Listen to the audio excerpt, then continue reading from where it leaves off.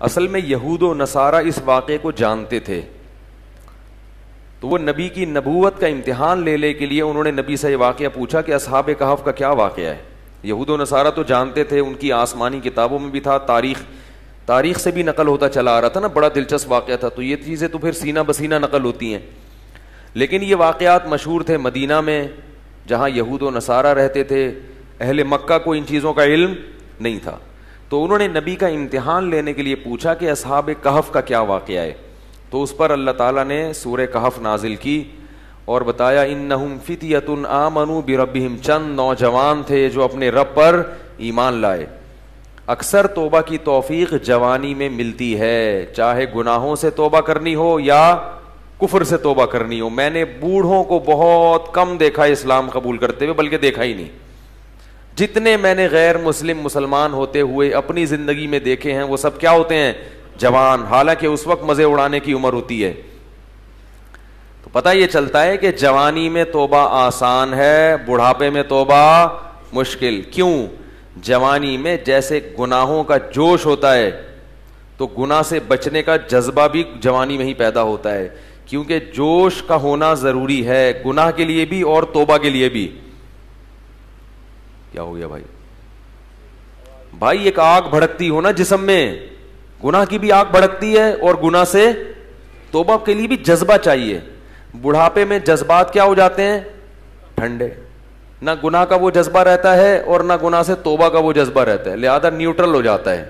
بس جس حال میں جوانی گزاری اسی میں رہتا ہے, کہتا ہے چھوڑو اب کیا توبہ کرنی, بس آرام سے مجھے زندگی گزارنے دو, مرنے دو آرام سے, چاہے وہ کافر ہو یا گناہ گار ہو. اس لیے یہ نہیں کہ بڑھاپے میں توبہ قبول نہیں ہے, قبول تو بڑھاپے میں بھی ہے, مگر بڑھاپے میں توبہ کی توفیق ملتی نہیں ہے. تو اس لیے جوانی میں ہی توبہ کر لو, اور اسی سال کر لو, اور اسی رمضان میں کر لو, اور اسی اعتکاف میں کر لو, اور ابھی کر لو.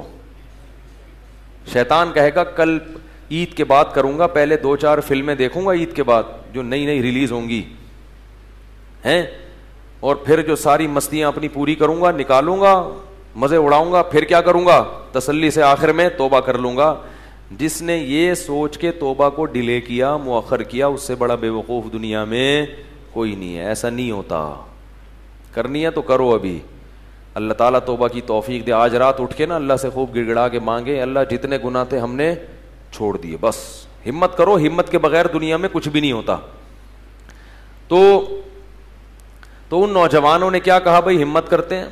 فتیہ, قرآن کیا کہہ رہے ہیں, نوجوان تھے, فتن کی جمع فتیہ آتی ہے. تو انہوں نے کہا کہ بھائی وَإِذِ اعْتَزَلْتُمُوهُمْ وَمَا يَعْبُدُونَ إِلَّا اللَّهَ فَأْوُوا إِلَى الْكَهْفِ, چلو یہاں سے بھاگ کے کسی غار میں پناہ لیتے ہیں, وہاں جا کے سوچیں گے کہ کل کرنا کیا ہے, اگلا پلان کیا. ابھی تو یہاں سے نکلو, یہاں رہ کے کچھ نہیں ہو سکتا. انہیں کیا پتا تھا کہ ان کی اس قربانی پر اللہ ان کو کیسا نوازنے والا ہے. اللہ بڑا شکور ہے. اللہ کا ایک نام ہے شکور. شکور پتہ ہے کسے کہتے ہیں, قدردان.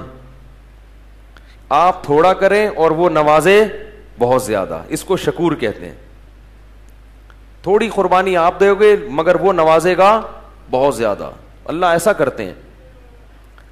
تو یہ نوجوان نکل کے گئے ہیں اور انہوں نے غار میں کیا کی, پناہ لی, وہاں بیٹھ چلے گئے ہیں, نیند آ گئی, سو گئے. ان کے ساتھ ان کا کتا بھی تھا. حفاظت کے لیے کتا رکھنا بولو بھائی جائز, بلا وجہ کتا رکھنا حرام ہے.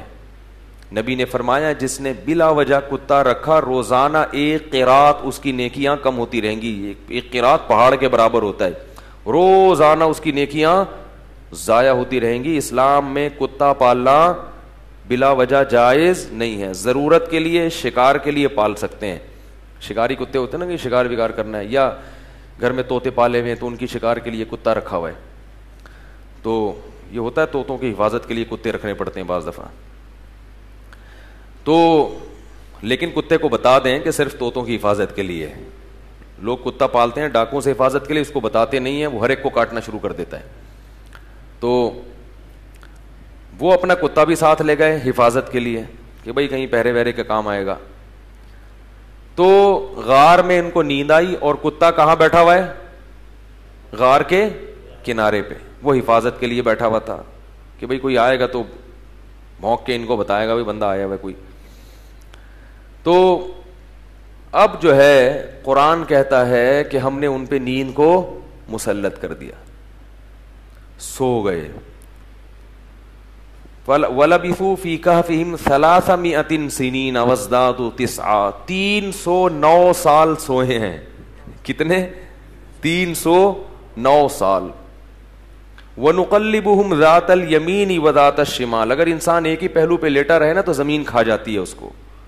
تو اللہ فرماتے ہم ان کو کروٹیں بھی دلاتے رہے. وَتَرَى الشَّمْسَ إِذَا طَلَعَتْ تَزَاوَرُ عَنْ كَهْفِهِمْ ذَاتَ الْيَمِينِ وَذَاتَ الشِّمَالِ وَإِذَا غَرَبَتْ تَقْرِضُهُمْ. جب سورج نکلتا تھا تو وہ بھی کترا کے نکلتا تھا. روشنی جائے گی مگر تیز دھوپ نہیں جائے گی, تاکہ سورج کی جلن, سورج کی کرنیں ان کی اسکن کو خراب نہ کریں. اور اللہ فرماتے ہیں 309 سال تک کتا جس انداز میں بیٹھا رہا ہے, لَوِ اطَّلَعْتَ لَوَلَّيْتَ مِنْهُمْ رُعْبًا وَلَمُلِئْتَ مِنْهُمْ فِرَارًا. وہ کیا ہے؟ لَوِ اطَّلَعْتَ عَلَيْهِمْ لَوَلَّيْتَ مِنْهُمْ فِرَارًا وَلَمُلِئْتَ مِنْهُمْ رُعْبًا. کہ تم اس کتے کو دیکھتے تو روب کی وجہ سے وہاں سے بھاگ جاتے. اللہ نے کتے پر ایسا روب ڈال دیا کہ کوئی بھی اس کے قریب پٹک نہیں سکتا تھا, تاکہ ایسا نہ ہو کہ 309 سال میں ظاہر ہے کتنے لوگ یہاں سے گزریں گے غار میں جا کے ان کو کوئی نقصان نہ پہنچائے. تو کتے کی ایسی وحشت. 309 سال کے بعد اللہ نے ان کو اس دوران کیا ہوا, وہاں حکومت کا کیا ہو گیا, بادشاہ مر گیا, پوری رعایا تبدیل ہو گئی, کوئی نیک بادشاہ آ گیا اس ملک میں جو توحید پرست تھا اور نیک لوگوں کی قدر کرتا تھا. پوری رعایا تبدیل ہو گئی, حکومت تبدیل ہو گئی 309 سال میں. تو یہ 309 سال کے بعد سو کے اٹھے ہیں. اب پریشان ہے کہ یار ہم کتنا سوئے ہیں. کسی نے کہا کہ ہم 24 گھنٹے سوئے ہیں, کسی نے کہا کہ نہیں بھائی آدھا, کیونکہ یہ تو سوچ ہی نہیں سکتے تھے نا اتنے 100 سال تک ہم سوتے رہے. تو ایک نے کہا کہ اللہ ربکم اعلم بما لبثتم, اللہ کو پتا ہے بھائی کتنا سوئے ہیں, چھوڑو اس بحث میں کیا پڑھنا, 24 گھنٹے یا آدھا دن یا ایک دن, چھوڑو کیا کرنا اس بحث. تو ایسا کرو فبعثوا بورقکم هذه الى المدینہ. کیا ہوا بھائی؟ فبعثوا بورقکم هذه الى المدینہ, یہ سکہ رائج الوقت لے کے جاؤ. کیا کرو؟ سکہ رائج الوقت. یہ رائج الوقت میں خود لگا رہا ہوں کیونکہ آج کسی کا نکاح پڑا ہے نا جمعے میں, اس میں لکھا تھا 1,00,000 روپے سکہ رائج الوقت. تو یہ پرانی اصطلاحات پتہ نہیں لوگ کیوں استعمال کرتے ہیں بھائی. تو رائج الوقت ہی ہے اور کیا ہوگا.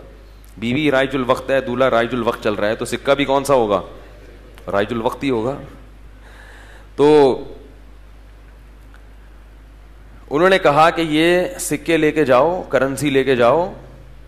فَلْيَنْظُرْ أَيُّهَا أَزْكَىٰ طَعَامًا, اور دیکھ کر آؤ کون سا پاکیزہ کھانا ہے, کیونکہ غیر مسلم ریاست ہے, حلال ملنا, اس سے پتہ چلتا ہے کہ غیر مسلم اسٹیٹ میں رہنا بڑا مشکل کام ہے. لوگ یورپ امریکہ میں جا کے جو آئے کھا لیتے, کہتے بسم اللہ پڑھ کے کھا لو, یہاں کیا حلال حرام, اتنا مشکل کام ہے. نہیں نہیں نہیں نہیں, آپ کو تحقیق کرنی پڑے گی. غیر مسلم ملک میں گوشت کھانا آپ کے لیے حلال نہیں ہے جب تک کہ یقین نہ ہو کہ یہ حلال طریقے سے ذبح کیا گیا ہے. اور محض حلال کا ٹھپا کافی, بولو یار, نہیں ہے. کہتے ہیں اس پہ حلال کا ٹھپا لگا. حلال کا ٹھپا لگانے میں کتنے ٹائم لگتا ہے. لوگوں نے مہریں بنا کے رکھی ہوئی, حلال لکھا ہوا ہے, ہر چیز پہ سور پہ بھی ٹھپا لگا رہے ہیں حلال. جو چیز آ رہی ہے اس پہ کیا لگا دیتے ہیں؟ حلال کا ٹھپا.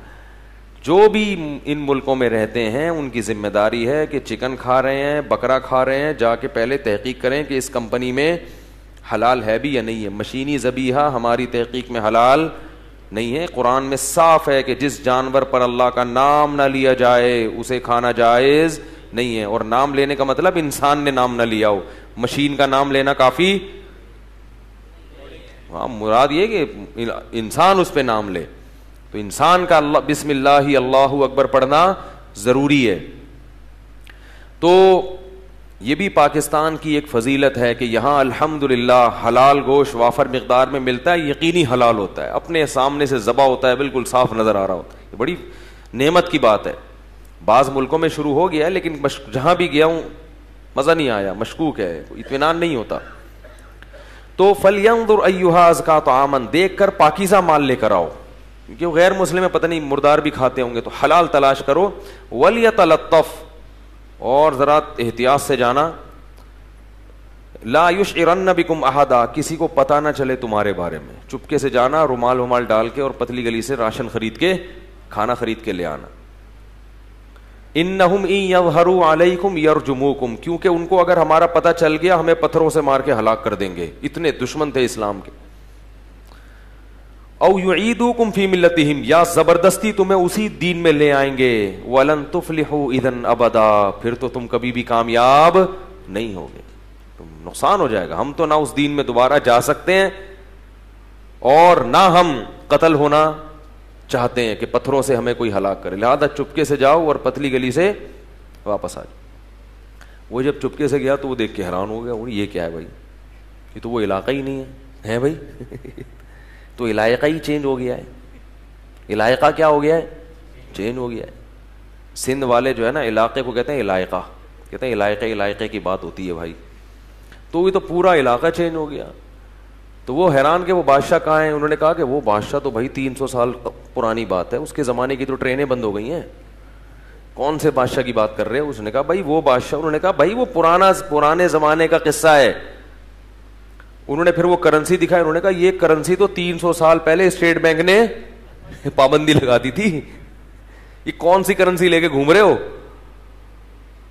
بہرحال چونکہ تاریخی کتابوں میں نقل ہوتا چلا آ رہا تھا کہ چند لوگ تھے جو ایمان قبول کر کے ملک چھوڑ کر چلے گئے تھے، تو پھر انہوں نے اس کو بھی بلایا اپنے باقی ساتھیوں کو. پھر تحقیق ہوئی تو لوگوں کو یقین آ گیا کہ یہ اللہ نے کیا کیا ان کے ساتھ، ایک کرامت کا معاملہ کیا ہے کہ چونکہ یہ ایمان لائے تھے تو اللہ نے ان کو اس بادشاہ کے شر سے بچانے کے لیے 300 سال بعد والے جہان میں منتقل کر دیا ہے. تو اب لوگ ان کے عقیدت سے ہاتھ پاؤں چومنے لگے اور وہ بڑا ان کی جو ہے نا عقیدت اور محبت کرنے لگے. اور ان کے انتقال کے بعد وہاں انہوں نے لوگوں نے ایک مسجد بنائی اللہ کو یاد رکھنے کے لیے. تو یہ مختصر واقعہ قرآن نے اصحاب کہف کا بیان کیا ہے.